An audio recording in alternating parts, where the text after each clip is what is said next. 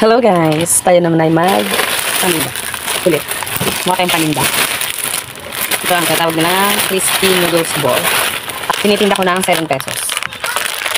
Ngayon, tingnan nyo yung lasa. Ito na itsura. Bubuksan natin siya. Sayang, yung tubo kakainin ko lang. Ito itsura niya. Ganyan.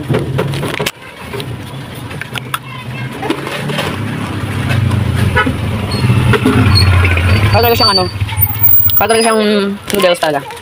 Pero crunchy.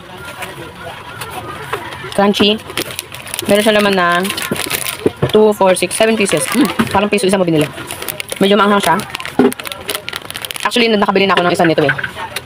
Nandito, nakapaskil na siya. Baka kayang kainin. Yan.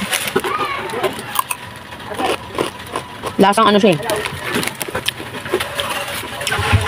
Lasang seasoning. Charot. Basta masarap. Lasa siyang Ito may flavor. Ganun. Try nyo para malaman nyo yung lasa. Actually, nakakailan na ako nito eh. Lugi na tayo. Kaya pag minakita kasi yung mga bata dito, binibili nila agad. Para matikman nila ganun. Bago sa paningin. Ayun lang. Ganyan pa. Pero parang hindi masyado manghang. Ay, hindi. Pares lang pala ito. Hindi ako lang nag-iba. Bye-bye.